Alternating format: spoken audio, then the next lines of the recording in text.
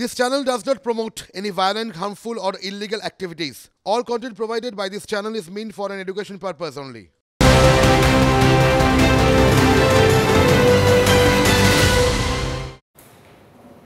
দেখছেন টিভি9 বাংলা, রয়েছে আমি শুভজিৎ মিত্র। ঘড়ির কাঁটা বলছে .7টা। শুরু করছি বাংলা যা ভাবে প্রাইম টাইম ডিবেট। এই ডিবেট করতে আসার আগে একটা গান শুনছিলাম, জানেন তো? তুমিও বোঝো আমিও বুঝি, বুঝেও বুঝি না, তুমিও বলো আমিও বলি, সোজা সুজি না। ক্যাকটাসের গান। ক্যাকটাস মানে কাঁটা। অনেক সময় রাজনীতিতে অনেক কিছু কাঁটা ছড়ানো থাকে। আচ্ছা, সন্দেশখালী কি শাসকের মুখের কাঁটা? আচ্ছা, আধার কি বিজেপির কাঁটা?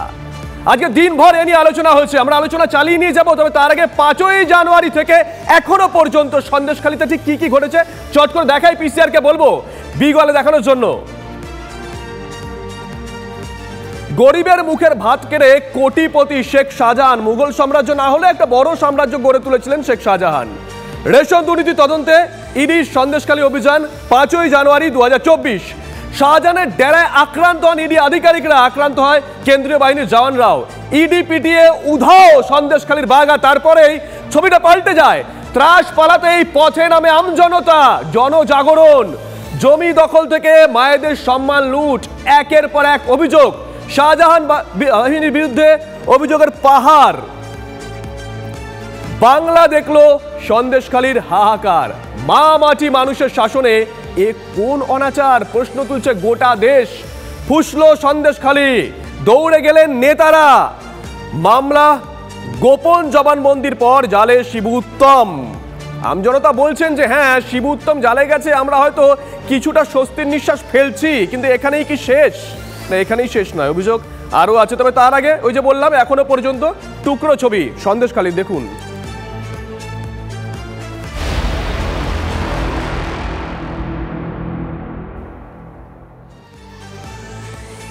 আমরা সন্দেশখালীর টুকরো ছবি দেখাবো, তবে তার আগে চট করে একটু বলে দেই যে এখনো পর্যন্ত মানুষের মুখ থেকে কি কি অভিযোগ উঠে এসেছে। একজন বলছেন যে তার সুন্দরী বৌমা তিনি বাড়িতে রাখার সাহস পেতেন না, ভিন রাজ্যে রেখে আসতে হতো, অর্থাৎ এ রাজ্যেও কোনো প্রান্তে নয়। কি বলেছেন তিনি শোনাবো।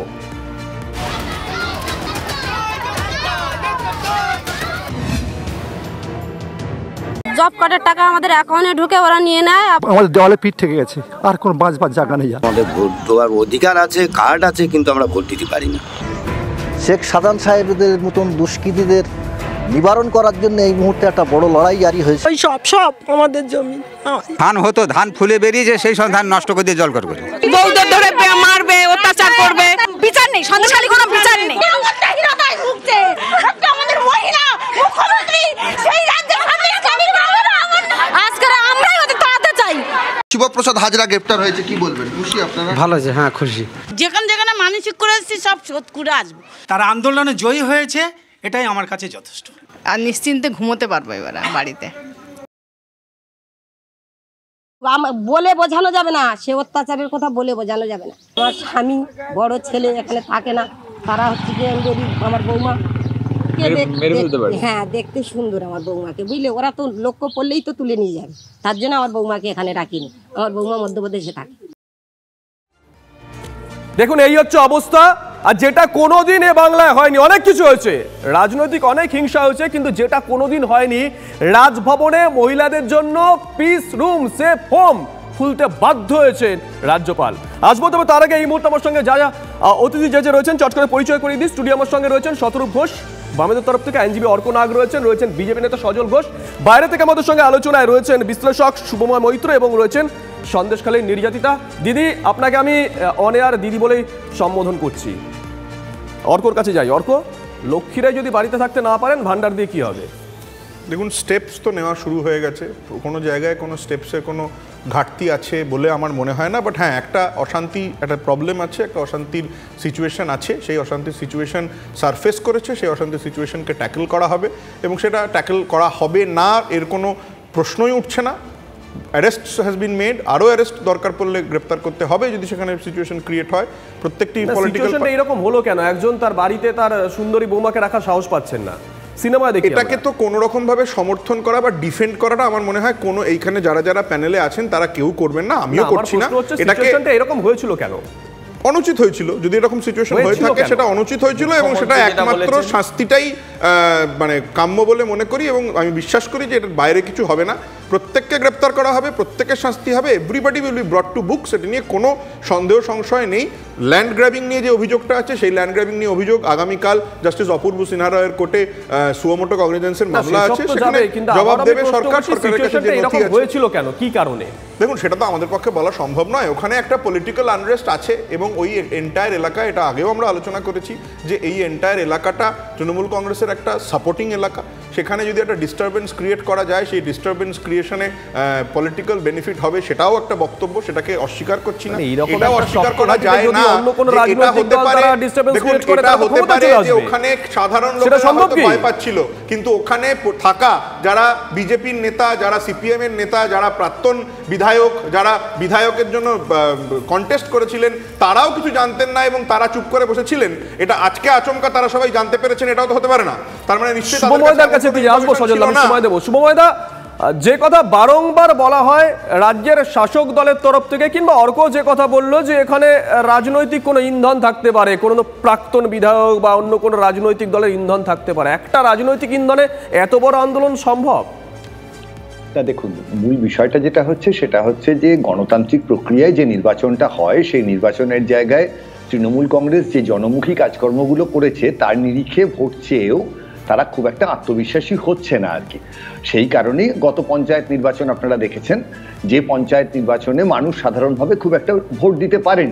ফলে সন্দেশখালী বা এরকম পশ্চিমবঙ্গের বিভিন্ন অঞ্চলে যেখানে তাদের আত্মবিশ্বাসের অভাব ঘটছে, সেইখানে তারা চাইছেন ভোটগুলো দখল করার জন্য এমন নেতা বা নেত্রীদের সেখানে রাখতে যারা খুব একটা উন্নয়নের কথা বলবেন না, যারা মানুষকে ভয় দেখিয়ে, যারা তাদের ক্ষমতা দেখিয়ে, আস্ফালন দেখিয়ে সেই ভোটটাকে গ্যারান্টি করবেন। এবার ভোটে জেতাটা তো যে কোনো রাজনৈতিক দলেরই খুব প্রয়োজন এবং তৃণমূল কংগ্রেস যদি মনে করে যে তারা এইভাবে ভোটে জিতবে, তারা তাদের জনমুখী প্রকল্পের উপর নির্ভর করে প্রচার করতে পারছে না, তখন যাদের হাতে ক্ষমতাটা চলে যাবে সেই মানুষগুলো হাতে ক্ষমতা এলে একেবারে পলিটিক্সের টেক্সট বুক থেকে, অর্থাৎ মানুষের ভোটে ক্ষমতায় আসার পর 2021 সালে তাদের বিরুদ্ধে যে যে অভিযোগগুলো উঠেছে সেই অভিযোগগুলো তারা অ্যাড্রেস করতে পারেননি এবং বারবার তাদের হাতেই ক্ষমতা দিয়ে দিচ্ছেন, তাদেরই তাদের ভোটের পক্ষে সবচেয়ে গুরুত্বপূর্ণ মনে করছেন, যাদের বিভিন্ন মানুষের বিরুদ্ধে মানুষের অভিযোগ আছে, সাধারণ মানুষ অভিযোগ করছেন। ফলে ঠিক যেভাবে পুতিন নেভালিনিকে মেরে ফেলছেন জেলের মধ্যে, ঠিক একই রকম ভাবে মানুষের মনে যে ভয় জাগিয়ে তোলা, তার মাধ্যমে নির্বাচনে জেতার একটা প্রচেষ্টা তৃণমূল কংগ্রেস করছে। দুর্ভাগ্যবশত তাদের জনমুখী প্রকল্পগুলোকে তারা সামনে আনতে পারছে না। সজল, আপনি কিছু বলার চেষ্টা করছিলেন।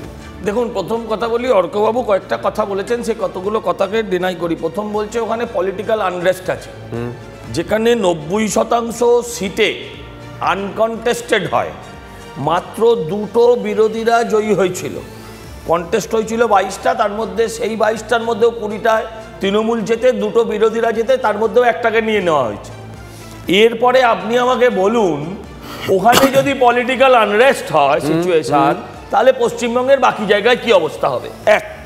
দুই, অর্কবাবু আজকে একটা ভালো কথা বলেছেন যে সবাই গ্রেপ্তার হবে, এ হবে, তাই হবে, কিন্তু অর্কবাবুরা যাদের হয়ে বলতে এসছেন সেই পুলিশ মন্ত্রী তথা মুখ্যমন্ত্রী, তিনি এখনো এটাকে ছোট ঘটনা, সাজানো ঘটনা, ঘটনা, তিলকে তাল করা হচ্ছে, তিলকে তাল, আরো অনেক কিছু মিলিয়ে এইসব ধরনের কথাবার্তা তিনি বলেছেন। না না, এখনো শাহজাহান নামক বস্তুটির কোনো বিরুদ্ধে ব্যবস্থা নেয়নি। মুখ্যমন্ত্রী তারকে ভালো ছেলে বলে দিয়েছে, ভাইপো তাকে ভালো ছেলে বলে দিয়েছে, অতএব পুলিশ এখনো তাদের বিরুদ্ধে কোনো অ্যাকশন নিল না। আমি একটা কথা বলি, এখনো মুখ্যমন্ত্রী বলছেন যে ওখানে কোনো স্পেসিফিক অভিযোগ নেই, অমুক নেই, তমুক নেই, কিন্তু তারই পুলিশ যখন স্পেসিফিক অভিযোগে তাকে গ্রেপ্তার করে, কোন উত্তম এবং শিবুকে যখন গ্রেপ্তার করে গণধর্ষণের মামলায়, তখনও এই ধরনের কথা একজন পুলিশ মন্ত্রী বলতে পারেন? হয় পুলিশ মিথ্যে, নয় পুলিশ মন্ত্রী মিথ্যে।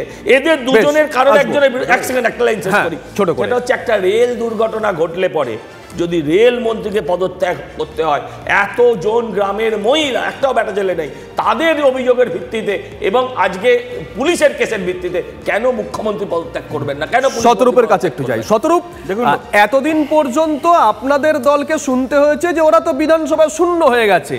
বাম কংগ্রেসকে বলা হয়েছিল যে একটি দল চলে গেছে জাদুঘরে, একটা ডিপ ফ্রিজে ঢুকে গেছে। সেইখানে সন্দেশখালী ইস্যুতে আপনাদের পুরনো বিধায়ক, যিনি 5 বছর 7 বছর ধরে বিধায়ক নেই, তাকে টেনে আনা হচ্ছে, তার প্রসঙ্গ টেনে আনা হচ্ছে। দেখুন, উনি একটা কথা বললেন যে যারা, খুব ভালো মনেই হয়তো কথাটা বললেন, যে যারা প্যানেলে আছে মহিলাদের উপর এরকম লাগাতার অত্যাচারকে কেউই আড়াল করার চেষ্টা করবে না বা ছোটো করে দেখার চেষ্টা করবে না। মুশকিলটা হচ্ছে যারা আজকে প্যানেলে নেই তারা অনেকেই কাজটা করেছেন। যেমন 1 মমতা ব্যানার্জি, 2 পার্থ ভৌমিক, 3 লীনা গাঙ্গুলি বলে এই ভদ্রমহিলা কি নাকি উইমেন্স কমিশনের নাকি চেয়ারপারসন, 4 নম্বর উত্তর 24 পরগনার পুলিশ সুপার, 5 নম্বর তৃণমূল কংগ্রেসের ছোট বড় মেজো সেজো যুবরাজ্যের প্রতিনিধি, হচ্ছে মুখপত্র ইত্যাদি ইত্যাদি রয়েছে।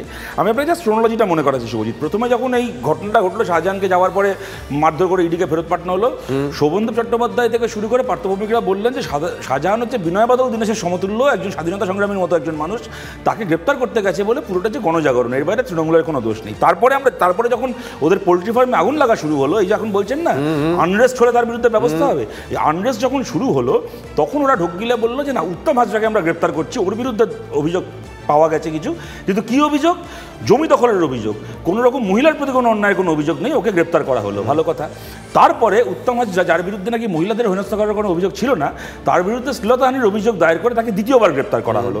তখন বলা হলো উত্তম অবধি খারাপ, কিন্তু শিবু শাহজাহান খুব ভালো। তারপরে শিবু হাজরাকে গ্রেপ্তার করা হলো, ওই আনরেস্ট কিন্তু চলছে, পোল্ট্রি ফার্ম চলছে, ওরা তৃণমূলের কিন্তু চামড়া গরম হচ্ছে, তখন শিবু হাজরাকে গ্রেপ্তার করা হলো। কিন্তু করার পরেও বলা হলো যে লীনা গাঙ্গুলি, মমতা ব্যানার্জি, পার্থ ভৌমিক থেকে শুরু করে গোটা তৃণমূল জমি দখল নিয়ে বলতে পারেন, 100 দিনের কাজের টাকা মারা নিয়ে বলতে পারেন, কিন্তু মহিলাদের বিরুদ্ধে কোনো রকম কোনো হেনস্থার কোনো অভিযোগ নেই। রাজ্য পুলিশের সাংবাদিক বৈঠক করে তিনিও সেই একই কথা বলেছিলেন। তারপরে কি হলো? শিবু হাজরা এবং এই হচ্ছে উত্তম হাজরা এবং উত্তম সর্দার এবং শিবু হাজরা দুজনের বিরুদ্ধেই গ্যাং রেপ, গণধর্ষণের মামলা রুজু করা হলো। একটা কথা আছে জানেন তো, সোজা আঙুলে আপনি যে কথা বললেন আপনার কোনো নোট করা আছে? কথাটা শেষ করে দিচ্ছি, দিদির কাছে একটু যাই, জানার প্রয়োজন আছে। দিদি, আপনি অনেকক্ষণ ধরে শুনছেন, আপনি যদি ওখানকার পরিস্থিতি এটা একটু বলেন যে ঠিক কি ঘটতো ওখানে।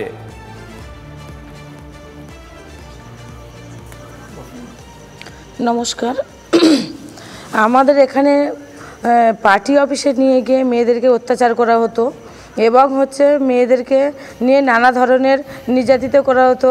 যখন তখন ডাকা হতো, রাত নেই দিন নেই, পার্টির মিটিং করানোর জন্যে, এবং মেয়েদের যখন তখন ডাকা হতো এবং ওরা ডেকে নিয়ে গিয়ে এবার বাড়ি আসতে দিতে চাইতো না। এবার কি বলবেন বলুন? ওনারা তো এসে এখানে দেখতে পারে, মাননীয় মুখ্যমন্ত্রী এখানে তো আসতে পারে, এখানে তো এসে দেখতে পারে যে কি হচ্ছে, সত্যি কথা কি মিথ্যে কথা, ঘটনার কোনো কি ঘটছে।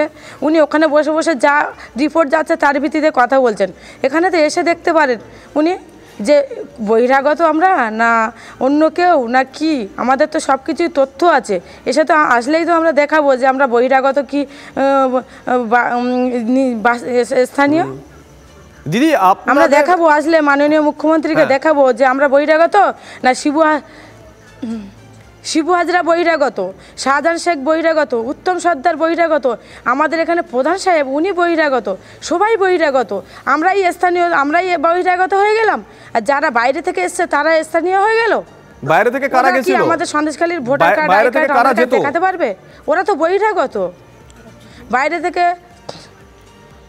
বাইরে থেকে উত্তম, শিবু, শাহজাহান এরাই আসতো।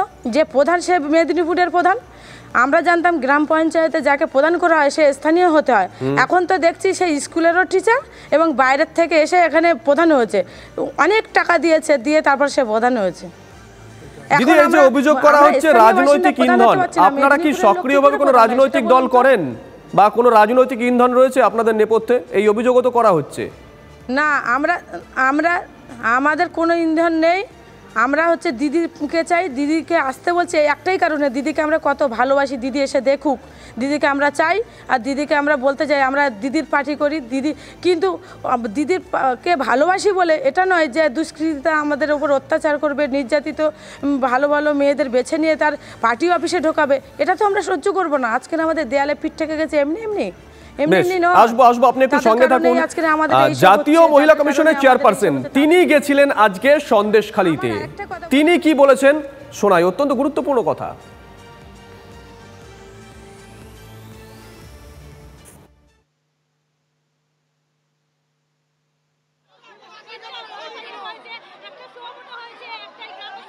बहुत बुरी हालत है। मुझे नहीं लगता कि राष्ट्रपति शासन के बिना कुछ हो पाएगा। मुझे नहीं पता कि शासन कहाँ, प्रशासन कहाँ और चीफ मिनिस्टर कहाँ। मुझे लगता है उनको रिजाइन कर देना चाहिए और बिना एक पोस्ट के अगर वो यहाँ आए तो महिलाओं का दर्द समझ पाएंगी। সজলদা, একটা করে কমিশন যাচ্ছে এবং তারা প্রত্যেকেই রাষ্ট্রপতি শাসনের কথা বলছে। আমি ধন্যবাদ জানাই প্রথমে এসসি কমিশন, তারপর আজকে মহিলা কমিশন, যারা আজকে দ্বিতীয়বার এলেন, কারণ তাদের নামে প্রথমত ফেক প্রপাগান্ডা করা হয়েছিল, তারা সেই সময় কথা বলতেও পারেননি। আজকে যখন কথা বলতে পেরেছেন, মানুষের কাছে পৌঁছতে পেরেছেন, তিনি রিয়েলাইজ করেছেন যে এই রাজ্যে রাষ্ট্রপতি শাসন হওয়াটা অত্যন্ত জরুরি। এটা হয়তো মানে শেষের শুরু বলে ধরতে পারেন।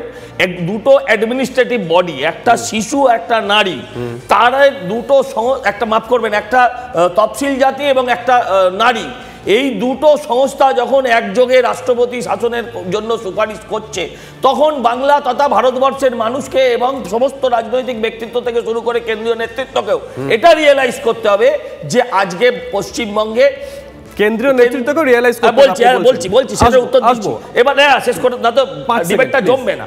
আমার বক্তব্য হচ্ছে এটাতে পশ্চিমবঙ্গের যতগুলো রাজনৈতিক দল আছে সেই রাজনৈতিক দলগুলোকেও কিন্তু একসাথে পাশে দাঁড়াতে হবে। তখন যেন আবার আপনারা কি রাষ্ট্রপতি শাসন চান? একদম ছোট করে 10 সেকেন্ড। তাহলে বলতে পারবো 10 সেকেন্ডে, তাহলে আপনার কাছে যান। এরকম যদি আপনি একটা প্রশ্ন করে যদি 10 সেকেন্ডে টাইম বেঁধে দেন, সবাই 10 সেকেন্ড করে বলছে, এটা মানে বোকা বোকা হচ্ছে না ব্যাপারটা? দেখুন, ন্যাশনাল উইমেন কমিশন বোধহয় আগের বার এসে বিজেপির লাইন অফ অ্যাকশনে বক্তব্যটা রাখতে পারেননি, তাতে নিশ্চয়ই চেয়ারপারসন গালাগালি খেয়েছেন, ফেরত এসে নিজেকে শুধরে নেওয়ার চেষ্টা করবেন, এটাই স্বাভাবিক। তপশিলি উপজাতির যিনি কমিশনের চেয়ারপারসন ছিলেন, তিনি এমন একজন অরাজনৈতিক লোক, তার মতো অরাজনৈতিক লোক তো বোধহয় ভারতবর্ষে কি বলবো প্রদীপ নিয়ে খুঁজলেও পাওয়া যাবে না। আর আমি জানতে চাই আপনাদের কাছে, নিশ্চয়ই এটা রেকর্ডিংয়ে থাকবে, যে এই ভদ্রমহিলা যিনি chairperson of the national women commission, তিনি মণিপুরে গিয়ে কি বলেছিলেন,